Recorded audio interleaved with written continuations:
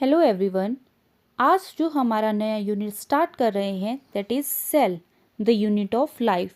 इसमें हम जो टॉपिक्स डिस्कस करेंगे, cell, plasma membrane, cell theory, cell wall, prokaryotic eukaryotic cell, animal cell, endomembrane system, endoplasmic reticulum, Golgi bodies, vacuoles, mitochondria, ribosome, plastid, nucleus, peroxisome, glyoxysome, spherosome, lysosome, cytoskeleton, chromosomes and chromatic. These are the index of this chapter. ये सभी topic हम इस chapter में discuss करने वाले हैं। So let's our today's topic cell. सबसे पहले हम जो सेल का स्ट्रक्चर देखते हैं, तो जो सेल का स्ट्रक्चर होता है उसमें हमें क्या क्या देखने को मिलता है और किस तरह से हम उसको डिवाइड करते हैं। अगर सेल है उसमें सेल वॉल भी होती है, प्लाज्मा मेम्ब्रेन भी होती है, सेंटर में वैक्यूल भी होता है, न्यूक्लियस भी होता है। तो इस तरह एक सेल का स्ट्रक्चर होता है। अगर सेल में सेल वॉल है, अगर उसको हम रिमूव कर दें, उस सेल वॉल को अगर हम रिमूव कर दें, तो उसमें जो सेल वॉल के अलावा जो स्ट्रक्चर बचता है उस स्ट्रक्चर को कहा जाता है प्रोटोप्लास्ट।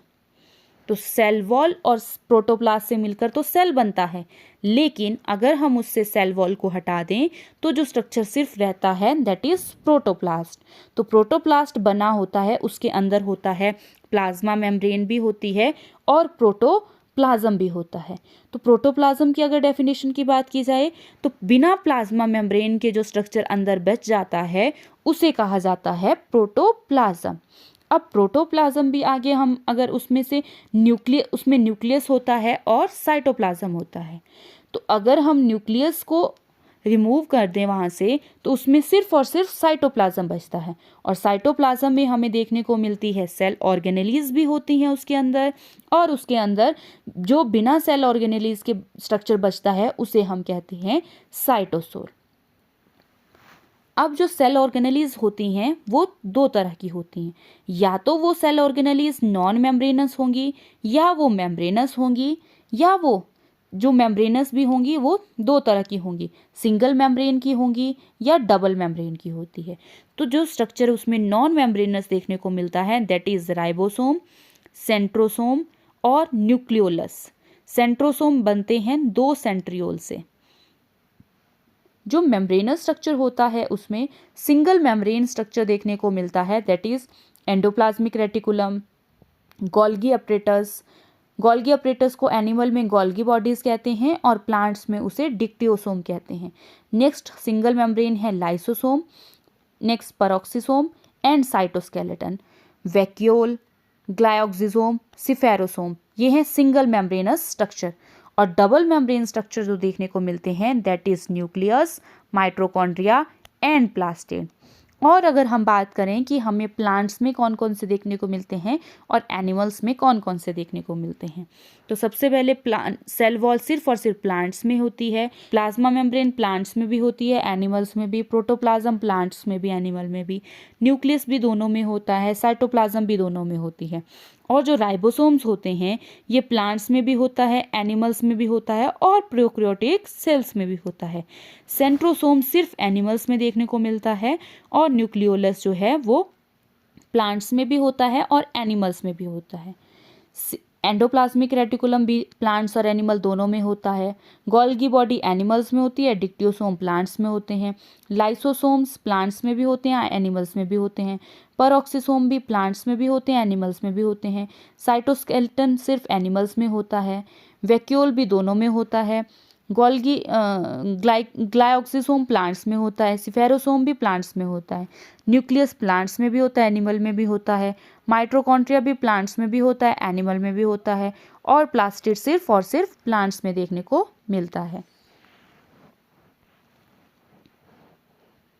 नेक्स्ट अगर हम बात करें वैक्यूल की, तो प्लांट्स में जो वैक्यूल होता है वो लार्ज साइज वैक्यूल होता है। तो लार्ज साइज वैक्यूल बीच में होता है, इस वजह से न्यूक्लियस और जो साइटोप्लाज्म होते हैं वो पेरिफेरी की तरफ मूव कर जाते हैं, जिसे प्राइमोर्डियल यूरेटिकल कहते हैं। और जो वैक्यूल होता है उसकी मेम्ब्रेन को कहा जाता है टोनोप्लास्ट। और अगर हम बात करें प्लास्टिड्स की, तो प्लास्टिड हमें सिर्फ प्लांट्स में देखने को मिलते हैं और साथ में ये यूग्लेनॉइड्स में भी देखने को मिलते हैं या डायटम्स में भी देखने को मिलते हैं। तो प्लास्टिड 3 तरह के होते हैं, क्रोमोप्लास्ट, क्रोमोप्लास्ट एंड ल्यूकोप्लास्ट। जो क्लोरोप्लास्ट होती है उसमें क्लोरोफिल होता है जो ग्रीन कलर का होता है, क्रोमोप्लास्ट डिफरेंट कलर का होता है, ल्यूकोप्लास्ट कलरलेस होता है जिसमें स्टोरेज ऑफ फूड होता है। और अगर हम ल्यूकोप्लास्ट की बात की जाए तो ये स्टोरेज ऑफ फूड होती है, ये डिफरेंट होती है। अमाइलोप्लास्ट कार्बोहाइड्रेट की स्टोरेज को कहा जाता है अमाइलोप्लास्ट। एलिरोप्लास्ट और प्रोटीनोप्लास्ट प्रोटीन की स्टोरेज को कहा जाता है। एलियोप्लास्ट और लिपोप्लास्ट जो है वो फैट एंड ऑयल की स्टोरेज को कहा जाता है। ये इंपॉर्टेंट है, ये क्वेश्चंस पूछे भी जाते हैं। और अगर हम बात करें प्रोटोप्लास्ट क्या होता है, प्रोटोप्लास्ट का मतलब होता है cell without cell membrane, cell without cell wall जो होता है उसे प्रोटोप्लास्ट कहा जाता है। ये देखने को मिलता है plant, bacteria, algae and fungi में। टोनोप्लास्ट होती है प्लाज्मा मेम्ब्रेन जो वैक्यूल की होती है।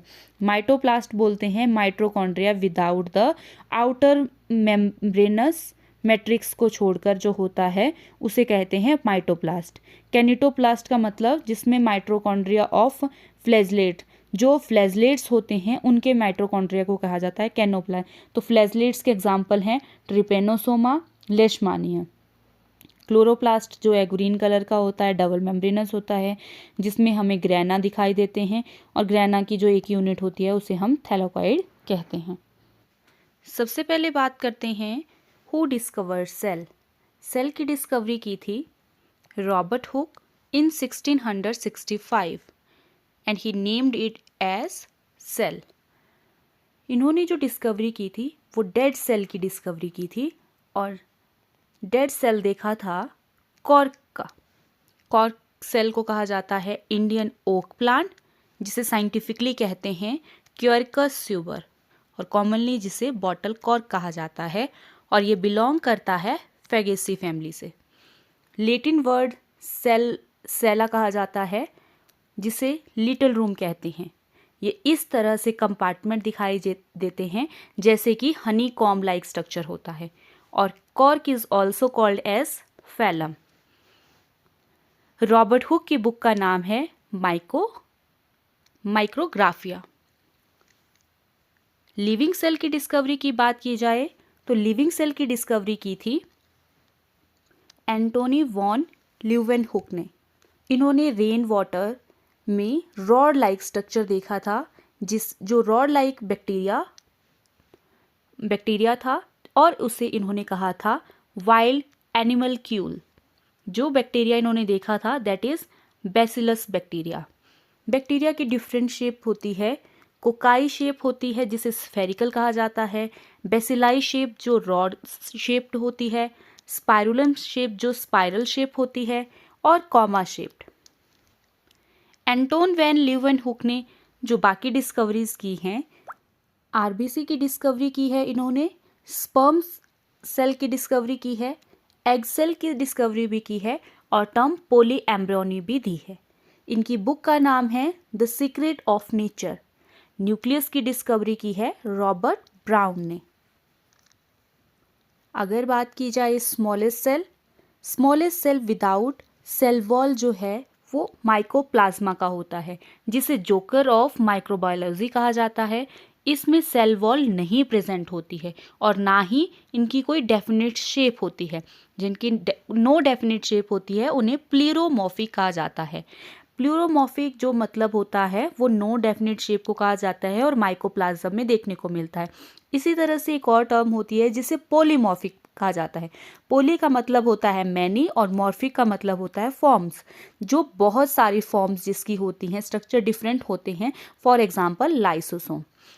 और लार्जेस्ट सेल की बात की जाए on the basis of diameter, जिसका सेल का डायमीटर ज़्यादा होता है, लार्जेस्ट सेल होता है ऑस्ट्रिच एग का, और ये फ्लाइटलेस बर्ड होते हैं और ऑर्डर रेटिएट में ये देखने को मिलते हैं। ह्यूमन बॉडी में लार्जेस्ट सेल होता है ओवम या एग जिसे कहते हैं। प्लांट्स में लार्जेस्ट सेल होता है एसिटाबुलेरिया जिसे अम्बल प्लांट कहते हैं, और ये यूनिसेलुलर लार्जेस्ट ग्रीन एल्गा है ये मेराइन वाटर में देखने को मिल रहा है।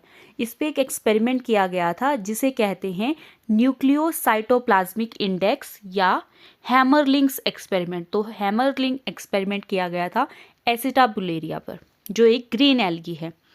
Smallest cell of the human body जो है वो होता है स्पर्म, और लॉन्गेस्ट सेल की बात की जाए तो प्लांट्स में होता है रेमी फाइबर, जो होता है 55 सेंटीमीटर लॉन्ग। ये यूट्रेसी फैमिली से बिलोंग करते हैं। एनिमल जो लॉन्गेस्ट सेल होते हैं एनिमल्स में, that is nerve cell, 90 centimetre long होता है फ्रॉम स्पाइनल कॉर्ड से लेकर from the toe of human.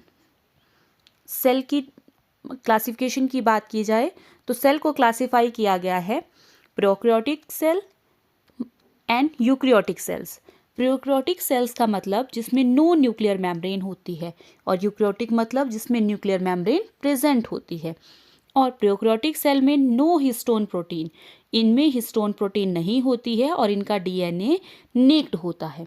और जिनमें हिस्टोन प्रोटीन प्रेजेंट होती है वो होते हैं यूकैरियोट्स। इसी तरह से एक क्लास बीच में आती है, दैट इज मीजोकॉट। मीजोकैरियोट्स होते हैं जिनमें nuclear membrane is present but histone protein is absent. इनका डीएनए भी नेक डीएनए होता है। और इसके एग्जाम्पल है प्रोटिस्टा। जितने भी ऑल यूनिसेलुलर यूकैरियोटिक ऑर्गेनिज्म हैं वो बिलोंग करते हैं प्रोटिस्टा से। और एग्जाम्पल है diatoms and dinoflagellates. Diatoms जो होते हैं वो चीफ प्रोड्यूसर ऑफ ओशन होते हैं, डाई एटम, और ये बिलोंग करते हैं बेसिलियोफाइसी फैमिली से। और इन्हें फाइटोप्लैंक्टन्स भी कहा जाता है। इनकी सेल वॉल सिलिका की बनी होती है। SiO2 की डिपोजिशन होती है, सिलिका की डिपोजिशन होती है, जिसमें सोप बॉक्स लाइक स्ट्रक्चर होता है इसकी सेल वॉल का, जिसे फ्रिस्ट्यूल कहा जाता है। इस तरह से जैसे साबुन की डिब्बी होती है वैसे ये स्ट्रक्चर देखने को मिलता है। ऊपर वाली लेयर को कहा जाता है एपिथीका और लोअर लेयर को कहा जाता है हाइपोथीका। तो इनकी वॉल इंडिस्ट्रक्टेबल होती है, बहुत हार्ड होती है, और ये डायटमस अर्थ जो है वो बनाती है। नेक्स्ट बात करते हैं डायनोफ्लेजलेट्स की। डायनोफ्लेजलेट्स जो होते हैं, डायनोफ्लेजलेट्स में हमें दो फ्लेजिला देखने को मिलते हैं इनकी बॉडी एक्सिस पे, लॉन्गिट्यूडनल फ्लेजिला और ट्रांसवर्स फ्लेजिला। इसी तरह से इन्हें व्रिलिंग विप मूवमेंट जो है इनमें देखने को मिलती है। जो डायनोफ्लेजलेट्स होते हैं इन्हें रेड डायनोफ्लेजलेट्स भी कहा जाता है, और जिसका एग्जाम्पल है गोनोलेक्स एंड जिम्नोडियम। गोनोलेक्स एंड जिम्नोडियम जो है वो फॉर्म करते हैं रेड टाइड की फॉर्मेशन करते हैं। और अगर हम हिस्टोन प्रोटीन के बारे में बात करें, ये हमने पहले भी डिस्कस किया था। हिस्टोन प्रोटीन प्रेजेंट होती है यूकैरियोटिक डीएनए में और अब्सेंट होती है प्रोकैरियोटिक और मेसोकैरियोटिक डीएनए में। हिस्टोन प्रोटीन में बेसिक प्रोटीन होती हैं, ये पॉजिटिवली चार्ज प्रोटीन होती है, और इनमें लाइसिन और आर्जिनिन अमीनो एसिड प्रेजेंट होते हैं। तो हिस्टोन प्रोटीन का जो स्ट्रक्चर होता है उसमें एक तो हिस्टोन ऑक्टामर होता है और एक लिंकर हिस्टोन होता है। जो लिंकर हिस्टोन होता है वो बना होता है H1 से, और हिस्टोन ऑक्टामर बना होता है H2A, H2B, H3, H4, और ये सभी 2 होते हैं, मल्टीप्लाई बाय 2, तो ये टोटल 8 होते हैं, इसलिए इसे ऑक्टामर कहा जाता है। अब इस हिस्टोन प्रोटीन का काम होता है पैकेजिंग ऑफ डीएनए करना। लेकिन पैकेजिंग ऑफ डीएनए करना क्यों पड़ता है? इसलिए करना पड़ता है क्योंकि डीएनए वैसे तो न्यूक्लियस में प्रेजेंट होता है। न्यूक्लियस में प्रेजेंट होने के लिए न्यूक्लियस का डायमीटर जो होता है वो 10⁻⁻⁶ मीटर होता है, और डीएनए की लेंथ जो होती है वो 2.2 मीटर होती है। डीएनए बहुत लंबा होता है और न्यूक्लियस का जो डायमीटर है वो कम होता है, इसलिए हमें इसे फोल्ड करना पड़ता है, और उस फोल्डिंग में हेल्प करता है हिस्टोन प्रोटीन। तो जो डीएनए होता है, डीएनए वैसे तो एसिडिक नेचर का होता है। एसिडिक नेचर होने की वजह से ये नेगेटिवली चार्ज होता है, और इसका एसिडिक नेचर होता है ड्यू टू इसमें फॉस्फोरिक एसिड जो है वो प्रेजेंट होता है। तो हिस्टोन प्रोटीन क्या करते हैं, डीएनए की फोल्डिंग में किस तरह से हेल्प करते हैं? तो ये जो ऑक्टामर है, ये ऑक्टामर होता है हिस्टोन प्रोटीन का, और ये क्या है, ये लिंकर डीएनए है जो हिस्टोन प्रोटीन के लिंकर्स हैं। अब यहाँ पर ये वाइट कलर से जो मैंने ड्रॉ किया है दैट इज़ द डीएनए। तो इस ऑक्टामर में पहले तो डीएनए फोल्ड होगा, और लिंकर से होता हुआ एक और ऑक्टामर, और इसी तरह से ये स्ट्रक्चर आगे सो ऑन होता रहता है। तो जहाँ पर कोर डीएनए है जो अराउंड है हिस्टोन ऑक्टामर में, उसमें टोटल जो टर्न है दैट इज़ 1.75 टर्न, जिसे हम 1/3/4 टर्न भी कहते हैं। और ये लेफ्ट हैंडेड डायरेक्शन होता है। इसमें हमें जो न्यूक्लियस बेसिस देखने को मिलते हैं दैट इज़ 145 पेयर। और उसके बाद जो ये लिंकर है, इस लिंकर में ये लिंकर जो है वो इसके एक तरफ भी ऑक्टामर है और दूसरे तरफ भी हिस्टोन का ऑक्टामर होता है। तो लिंकर डीएनए प्रेजेंट होता है बिटवीन 2 हिस्टोन ऑक्टामर के बीच में, और इस लिंकर डीएनए में होते हैं 55 बेस पेयर। तो टोटल जो बेस पेयर हो गए यहाँ पे 145 और यहाँ पर 55, दोनों को मिलाकर बन गए 200 बेस पेयर। तो core DNA plus linker DNA form करता है न्यूक्लियोसोम को। तो कोर डीएनए और लिंकर डीएनए में टोटल बेस पेयर थे 200 बेस पेयर, तो न्यूक्लियोसोम में कितने बेस पेयर हुए फिर 200 बेस पेयर। तो ये बना एक न्यूक्लियोसोम। इसी तरह से आगे ये बीड्स जो हैं वो जुड़ते रहते हैं और ये हमें जो स्ट्रक्चर दिखता है बीड्स ऑन स्ट्रिंग के तरह स्ट्रक्चर दिखता है, मोतियों की माला की तरह ये स्ट्रक्चर देखने को मिलता है। अगर हम डीएनए की बात करें तो डीएनए का जो फोल्डिंग होती है उसका डायमीटर होता है 2 नैनोमीटर दैट इज़ 20 एंगस्ट्रॉम। और जैसे ही हिस्टोन प्रोटीन इसके साथ जुड़ जाती है तो ये इस तरह से फोल्डिंग होना शुरू हो जाता है, और ये फोल्डिंग कंडेंस्ड होती है, ये क्वाइलिंग होना शुरू करते हैं। तो इसका डायमीटर बन जाता है 11 नैनोमीटर, और इस स्ट्रक्चर को हम कहते हैं क्रोमैटिन। क्रोमैटिन जो बने होते हैं इसके बेसिक यूनिट जो है वो न्यूक्लियोसोम ही होती है। तो बहुत सारे न्यूक्लियोसोम बनते हैं, बेसिक यूनिट जो होते हैं न्यूक्लियोसोम ये फॉर्म करते हैं, क्रोमैटिन को बनाते हैं। और ये क्रोमैटिन स्ट्रक्चर हमें देखने को मिलता है इंटरफेस स्टेज में, that is G1 S G2 और प्रोफेज एंड टीलोफेज में ये क्रोमैटिन स्ट्रक्चर देखने को मिलता है। फिर प्रोफेज में ही ये क्रोमैटिन स्ट्रक्चर जो है वो चेंज होना शुरू हो जाता है क्रोमोसोम में। क्रोमोसोम में चेंज होने के लिए इसकी सुपर क्वाइलिंग हो जाती है, हिस्टोन प्रोटीन इसको और ज़्यादा क्वाइल कर लेती है और इस तरह से ये क्वाइलिंग सुपर क्वाइलिंग बन जाती है और अब इसका डायमीटर हो जाता है 300 नैनोमीटर। इसी तरह से एक और सुपर क्वाइलिंग अगर हम देखें तो ये जब दोनों सुपर क्वाइलिंग को हम जोड़ते हैं उस स्ट्रक्चर को कहा जाता है सेंट्रोमियर। और ये जो टोटल स्ट्रक्चर ओवरऑल स्ट्रक्चर हमें देखने को मिलता है ये स्ट्रक्चर होता है क्रोमोसोम का, और इसका डायमीटर हो जाता है फिर 700 नैनोमीटर। और ये क्रोमोसोम स्ट्रक्चर बनता है मेटाफेज में एंड एनाफेज में। तो प्रोफेज में तो क्रोमैटिन था और क्रोमैटिन शुरू हो गया था क्रोमोसोम में चेंज होना। तो प्रोफेज के बाद जो स्टेज आती है दैट इज़ मेटाफेज, और उसके बाद आती है एनाफेज। तो उनमें हमें क्रोमोसोम के स्ट्रक्चर देखने को मिलते हैं। और टेलोफेज में फिर से हमें वो क्रोमैटिन की फॉर्म में ही देखने को मिलता है, क्योंकि टेलोफेज में क्रोमोसोम फिर से कन्वर्टेड हो जाता है क्रोमैटिन में, और इस तरह से क्रोमैटिन के स्ट्रक्चर मिलते हैं हमें इंटरफेज में, प्रोफेज में एंड टेलोफेज में। अगर क्रोमैटिन और क्रोमोसोम की बात की जाए, इन दोनों में डिफरेंस क्या होता है? क्रोमैटिन थोड़ा लेस कंडेंस्ड फेज होती है और क्रोमोसोम जो है वो मोर कंडेंस्ड फेज होती है। ये दोनों ही क्या हैं? न्यूक्लियोप्रोटीन है। डीएनए जब हिस्टोन के साथ जुड़ जाता है उसे हम न्यूक्लियोप्रोटीन या क्रोमैटिन क्रोमोसोम कहते हैं, और ये क्रोमैटिन क्रोमोसोम मिलकर बने होते हैं न्यूक्लियोसोम से। तो nucleosome is the basic unit of chromatin and chromosome. Nucleosome में हमें देखने को मिलते हैं 200 बेस पेयर्स। और अगर बात करें क्रोमैटिन की तो ये क्रोमैटिन भी हमें दो तरह के देखने को मिलते हैं, यूक्रोमैटिन एंड हेट्रोक्रोमैटिन। तो इस तरह से जो लेस कंडेंस्ड फॉर्म है that is less condense euchromatin है, और जो जब मोर कंडेंस्ड फॉर्म हो जाती है मोर कंडेंस्ड फॉर्म को हम हेट्रोक्रोमैटिन कहेंगे। तो लेस कंडेंस्ड इज यूक्रोमैटिन, इसमें लूजली पैक्ड होते हैं, लाइट स्टेन इसमें होती है, और replication early stage S phase में होती है, और ये ट्रांसक्रिप्शनली भी एक्टिव होते हैं। हेट्रोक्रोमैटिन जो होते हैं वो मोर कंडेंस्ड फॉर्म होती है, टाइटली पैक्ड होता है, इसमें डेंस स्टेनिंग होती है, रेप्लिकेशन इसमें लेट एस फेज में देखने को मिलती है, और ट्रांसक्रिप्शनली ये इनएक्टिव होते हैं। नेक्स्ट हम बात करते हैं सेल थ्योरी। सेल थ्योरी का क्रेडिट्स जो दिया जाता है वो दो साइंटिस्ट को दिया जाता है। एक हैं जर्मन बॉटनिस्ट जिसे शेल्डन कहा जाता है। 1838 में इन्होंने थ्योरी दी थी और इन्होंने एक्सपेरिमेंट ओनली ऑन प्लांट्स किया था। तो बॉडी ऑफ प्लांट जो है वो बनी होती है सेल से, ऐसा इन्होंने कहा था। दूसरे साइंटिस्ट हैं ब्रिटिश जोलॉजिस्ट सचवान। इन्होंने 1839 में बताया था जो प्लांट सेल्स होते हैं उनकी आउटर बाउंड्री जो है वो सेल वॉल की बनी होती है और जो एनिमल्स होते हैं उनकी आउटर बाउंड्री जो है वो बनी होती है प्लाज्मा मेम्ब्रेन की। तो सेल थ्योरी के जो पास्टुलेट्स हैं, सबसे पहला है cell is the structure and function unit of life होते हैं। All living organism are made up of cells. लेकिन इसका एक एक्सेप्शनल केस है, दैट इज वायरसेस। इसका बिगेस्ट एक्सेप्शन है सेल थ्योरी का, क्योंकि वायरसेस जो है वो सेलुलर नहीं होते हैं, नॉन सेलुलर होते हैं या ए सेलुलर होते हैं, ये सेल से मिलकर बने नहीं होते हैं। तो फिर ये किस चीज़ के बने होते हैं? ये बने होते हैं न्यूक्लियोप्रोटीन के। न्यूक्लियोप्रोटीन मतलब या तो ये डीएनए के बने होंगे या ये आरएनए के बने होते हैं। So the viruses are the connecting link between the living and non living.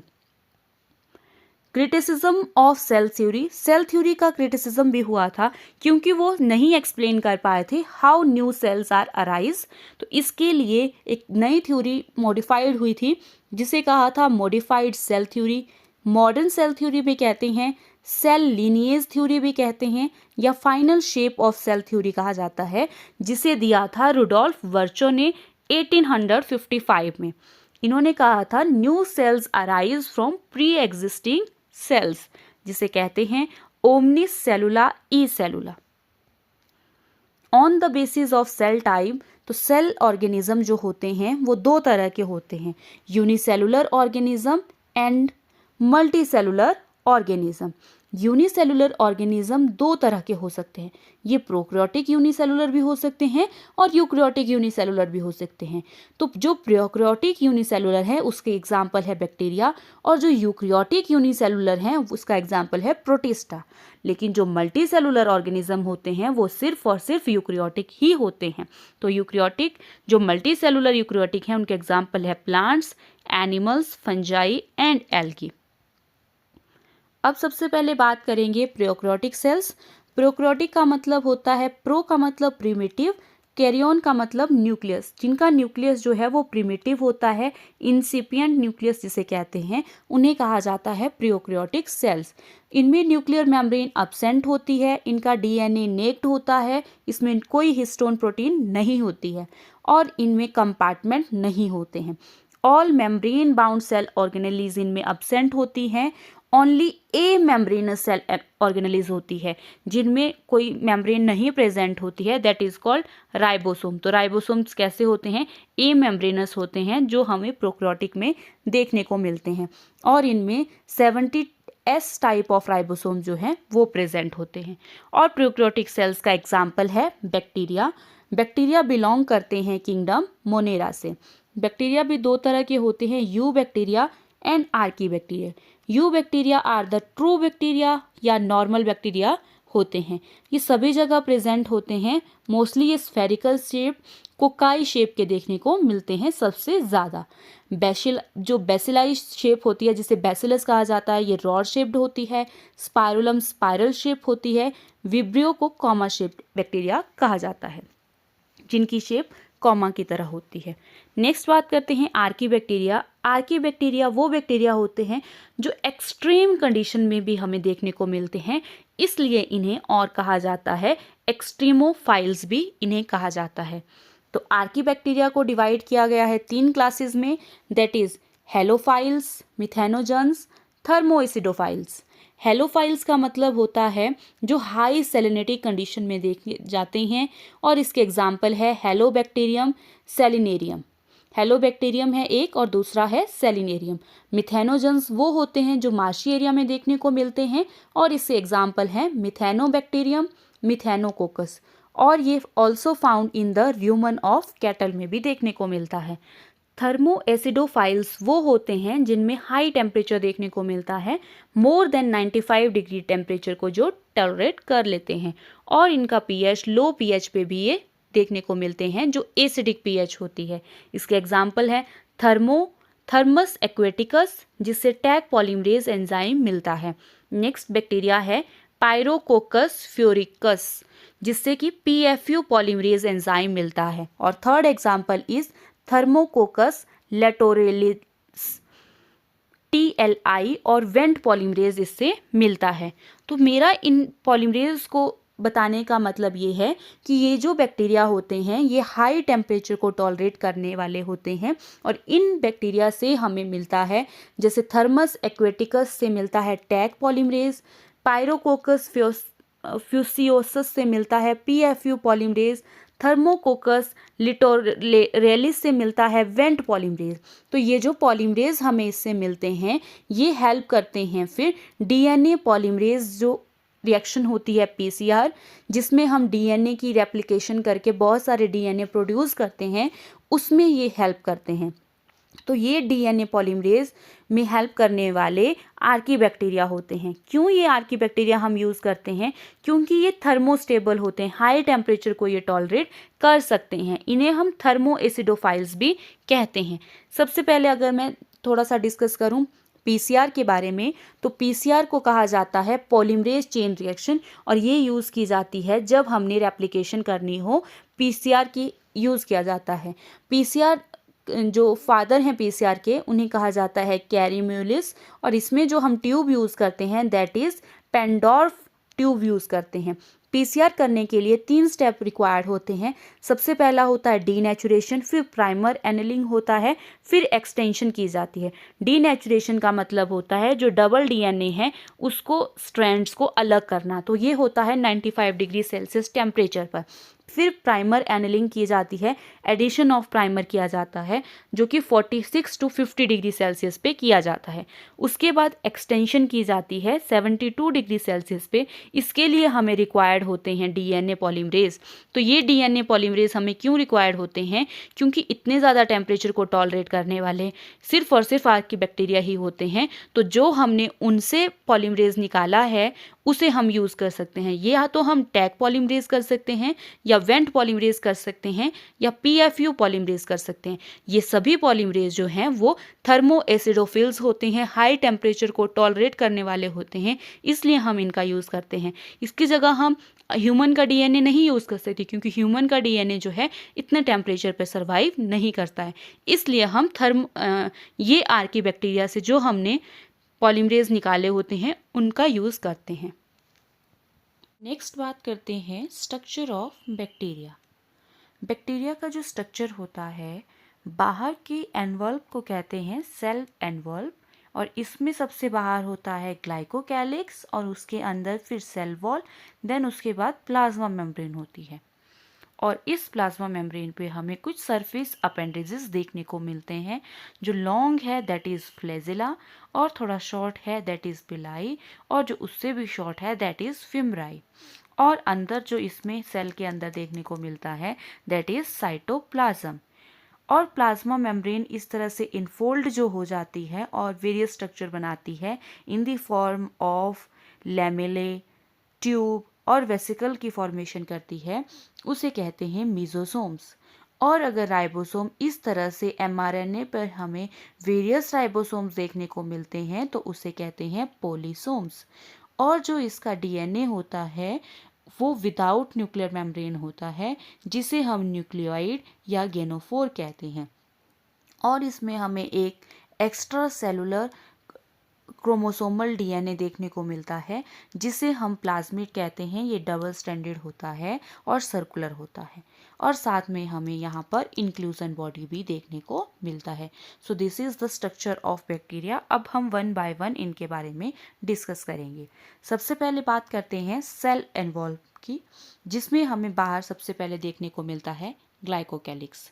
तो ग्लाइकोकैलिक्स के बारे में डिटेल में हम लास्ट में बात करेंगे। तो अभी मैं इतना बता रही हूँ कि ग्लाइकोकैलिक्स, ग्लाइको का मतलब होता है कार्बोहाइड्रेट, कार्बोहाइड्रेट और कैलिक्स का मतलब होता है जैसे फ्लावर का जो सबसे आउटर कॉर्ल होता है, वॉर्ल होता है जो उसका फ्लावर का बाहर का, उसको कैलिक्स कहा जाता है। इसी तरह से जो कार्बोहाइड्रेट होते हैं वो भी हमें बाहर देखने को मिलते हैं, जिससे जैसे किसी की नेम प्लेट होती है ना बाहर, उसी तरह से देखने को मिलता है। तो it act as a name plate, और ये सेल टू सेल रिकॉग्निशन या सेल टू एडहेशन को हेल्प करता है। ग्लाइकोकैलिक्स अगर थिन और लूज होगा तो उसे हम स्लाइम लेयर कहते हैं, थिक और टफ होगा तो उसे हम कैप्सूल कहते हैं।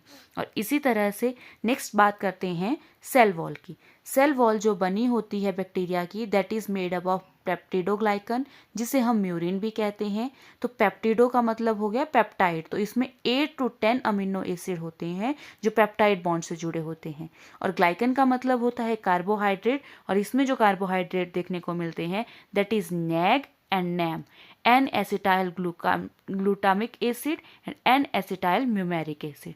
और बात करें प्लाज्मा मेम्ब्रेन, तो इसकी प्लाज्मा मेम्ब्रेन लिपिड और प्रोटीन की बनी होती है, जिसे हम लिपोप्रोटीन कहते हैं। ये सिलेक्टिवली परमिएबल मेम्ब्रेन होती है।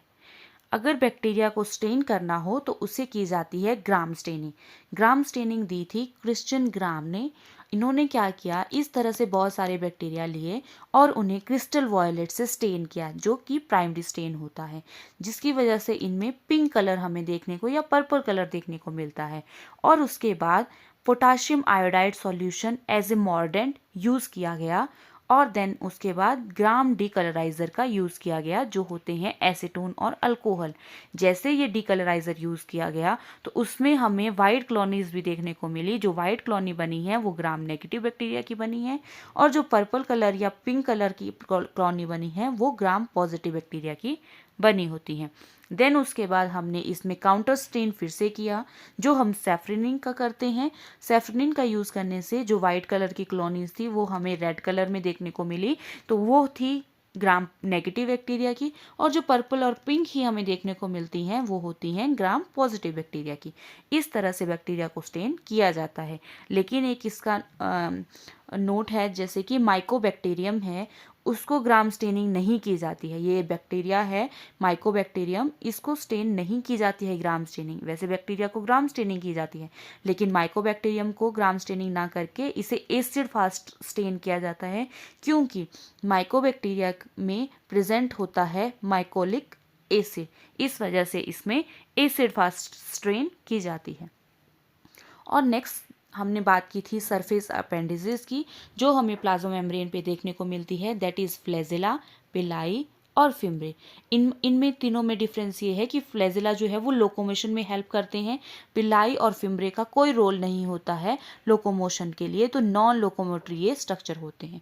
सबसे पहले बात करते हैं फ्लैजिला की, तो फ्लैजिला में फ्लैजिलिन प्रोटीन होती है, और इसमें जहाँ से ये प्लाज्मा मेम्ब्रेन से जुड़ा होता है उसे हम बॉडी बेसल बॉडी कहते हैं, और उसके बाद इसके स्ट्रक्चर में हमें हुक देखने को मिलता है, और इस तरह से फिलामेंट हमें लॉन्ग ये देखने को मिलता है जो लोकोमोशन में हेल्प करता है। पिलाई में पिलिन प्रोटीन प्रेजेंट होता है, और इसका काम होता है कंजुगेशन करना। कंजुगेशन का मतलब होता है कि एक बैक्टीरिया है और ये दूसरा बैक्टीरिया है, अगर उन्होंने जेनेटिक मटेरियल का एक्सचेंज करना है तो उसमें फॉर्मेशन होती है कंजुगेशन ट्यूब की, और ये कंजुगेशन ट्यूब फॉर्मेशन होती है पिलाई की हेल्प से। नेक्स्ट बात करते हैं फिम्ब्राई। इसमें होती है फिम्ब्रिन प्रोटीन, जो स्मॉलेस्ट स्ट्रक्चर होता है, और इसका रोल होता है अटैचमेंट और टू द सरफेस, तो ये बैक्टीरिया को सरफेस से अटैच करने में हेल्प करता है। अगर बात करें हम फ्लैजिला जो प्रोकैरियोट्स में देखने को मिलता है और जो फ्लैजिला हमें यूकैरियोट्स में देखने को मिलता है, उन दोनों में क्या डिफरेंस होता है। जो प्रोकैरियोटिक फ्लैजिला होता है उसमें फ्लैजिलिन प्रोटीन होता है, ये एक रिजिड स्ट्रक्चर होता है और रोटेटरी मूवमेंट करता है। इस तरह से ये यहाँ से यहाँ तक रोटेट करता है, दैट इज रोटेटरी मूवमेंट, और ये not surrounded by the plasma membrane, और ये प्लाज्मा मेम्ब्रेन इसके ऊपर नहीं देखने को मिलती है, ये प्लाज्मा मेम्ब्रेन से सराउंड नहीं होता है। यूकैरियोटिक जो फ्लैजिला होता है उसमें ट्यूबुलिन प्रोटीन होती है, 9+2 अरेंजमेंट होता है, फ्लेक्सिबल स्ट्रक्चर होता है, और ये विप्लैश मूवमेंट करता है। विप्लैश मूवमेंट जैसे वाइब्रेट करता है उस तरह की मूवमेंट होती है, और ये सराउंडेड होता है प्लाज्मा मेम्ब्रेन से। नेक्स्ट हमने जो स्ट्रक्चर देखा था वो था मीजोसोम्स। तो मीजोसोम्स जो बनते हैं वो इनफोल्डिंग ही होती है प्लाज्मा मेम्ब्रेन की, और ये दिया था जेम्स फिट्स ने। और ये जो फोल्डिंग हमें देखने को मिलती है in the form of tubule tubes की फॉर्म में भी हो सकती है, लैमेला की फॉर्म में भी हो सकती है और वेसिकल की फॉर्मेशन में भी हो सकती है। ये जो मेसोसोम्स होते हैं ये एनालॉग्स होते हैं माइटोकॉन्ड्रिया ऑफ यूकैरियोटिक। यूकैरियोट्स में जो माइटोकॉन्ड्रिया होता है उसके एनालॉग होते हैं, क्योंकि माइटोकॉन्ड्रिया में भी क्या होते हैं, ईटीएस साइकिल होती है, और प्रोकैरियोट्स में ईटीएस साइकिल जो है वो देखने को मिलती है हमें प्लाज्मा मेम्ब्रेन पे। तो प्लाज्मा मेम्ब्रेन पे मेसोसोम्स का स्ट्रक्चर होता है, इसलिए जो हमें ईटीएस साइकिल होती है वो मेसोसोम्स में देखने को मिलती है। और फंक्शन की बात करें तो ये रेस्पिरेशन करते हैं, increasing the surface area for absorption and secretion के लिए सरफेस एरिया इंक्रीज करते हैं, डीएनए रेप्लिकेशन और सेल डिवीजन में हेल्प करते हैं। अगर हम इम्पॉर्टेंट बात करें, जो साइनोबैक्टीरिया होते हैं, बीजीए ब्लू ग्रीन एल्गी जिन्हें कहा जाता है, इनकी जो फोल्डिंग होती है प्लाज्मा मेम्ब्रेन की, उसे कहा जाता है क्रोमेटोफोर्स, और इसमें होते हैं फोटोसिंथेटिक पिगमेंट। ये हमने प्रोकैरियोटिक में ही देखा है। तो प्रोकैरियोटिक में जो इनफोल्डिंग होती है प्लाज्मा मेम्ब्रेन की उसे हम मेसोसोम्स कहते हैं, लेकिन इन केस ऑफ साइनोबैक्टीरिया जो फोल्डिंग होती है प्लाज्मा मेम्ब्रेन की उसे कहा जाता है क्रोमेटोफोर, और उसका काम होता है फोटोसिंथेटिक पिगमेंट्स को लेना। अगर जेनेटिक मटेरियल की बात करें तो बैक्टीरिया में हमें दो जेनेटिक मटेरियल देखने को मिलता है। एक मेन जेनेटिक मटेरियल होता है जिसे हम गिनोफोर कहते हैं, जिसमें डीएनए और आरएनए होता है। ये सिंगल होता है, एक ही होता है, सर्कुलर होता है और डबल स्ट्रैंडेड होता है। ई कोलाई में अगर इसके बेस पेयर की बात की जाए तो 4.6 × 10⁻⁶ बेस पेयर इसमें होते हैं। और इसमें हमें एक और देखने को मिलता है एक्स्ट्रा क्रोमोसोमल मटेरियल, जिसने हमें प्लाज्मिड कहते हैं। ये भी सर्कुलर देखने को मिलता है और डबल स्ट्रैंडेड डीएनए से बना होता है। ये इम्पार्ट फिनोटाइपिक कैरेक्टर्स देते हैं, जैसे कि एंटीबायोटिक रेजिस्टेंस होते हैं। नेक्स्ट बात करते हैं राइबोसोम की। तो राइबोसोम जो होते हैं वो ए मेम्ब्रेनस होते हैं, इनमें कोई मेम्ब्रेन नहीं होती है। और जो राइबोसोम हमें प्रोकैरियोट्स में देखने को मिलते हैं या बैक्टीरिया में देखने को मिलते हैं, that is 70S type of ribosome. बहुत छोटे होते हैं ये, जो इसमें दो यूनिट्स होती हैं। जो स्मॉलर यूनिट होती है वो 30S की होती है, और जो इसकी लार्जर यूनिट होती है वो 50S की होती है 70S टाइप ऑफ राइबोसोम में।